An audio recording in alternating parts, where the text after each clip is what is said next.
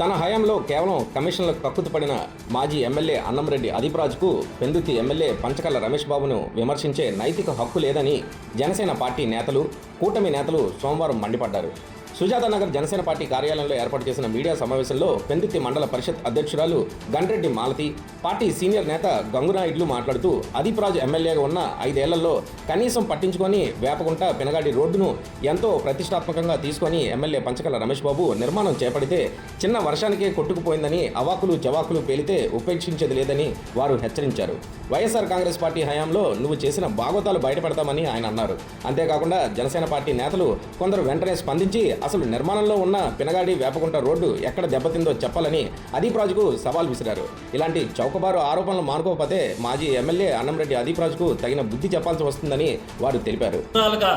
అటువంటి బైపాస్ రోడ్డుని అభివృద్ధి చేయకుండా ఉన్నటువంటి రోడ్డు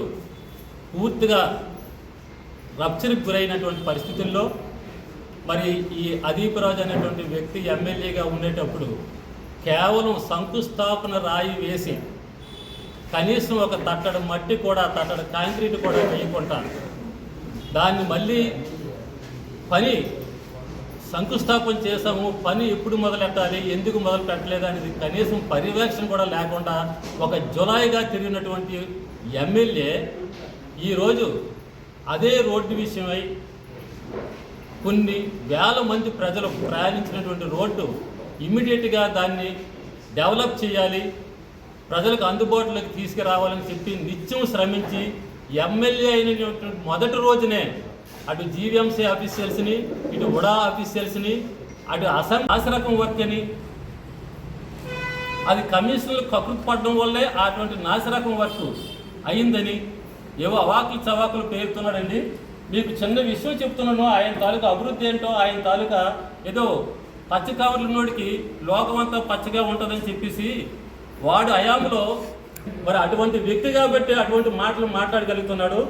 ఈ బిల్డింగ్ చూసినట్లయితే ఇందులో చాలామంది పత్రికా ప్రతినిధులకు పూర్వం నేను మా రాంపురం గ్రామ పంచాయతీలో 50 లక్షల రూపాయలతో డెవలప్మెంట్ చేసినటువంటి కళ్యాణ మండపం ఉండే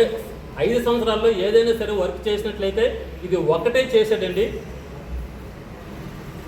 ఈ ఒక్క వర్క్ కూడానండి కట్టినటువంటి వ్యక్తి నిధులు కూడా మరి ఈయనే తెచ్చి కట్టించనని చెప్పుకుంటున్నటువంటి కట్టినటువంటి ప్లేస్ చెప్పుకొని ఏదో నువ్వు మరలా అలాగనిస్తాను ఇలాగనిస్తాను అని చెప్పేసి అవాకులు చవాకులు పేలితే ప్రజలు మరొక్కసారి నీకు ఈసారి డిపాజిట్ కూడా రాకుండా చేసే రోజులు దగ్గరలో ఉన్నాయని చెప్పేసి నేను ఈ పత్రికాముఖంగా హెచ్చరిస్తున్నాను. తస్మాత్ జాగ్రత్త. ఏ విషయమైనా సరే మాట్లాడే ముందు, ఏ విషయమైనా సరే కామెంట్ చేసే ముందు ఆ విషయం చిన్నదా పెద్దదా, ఆ విషయం అలాగే ఎందుకు జరిగింది అనే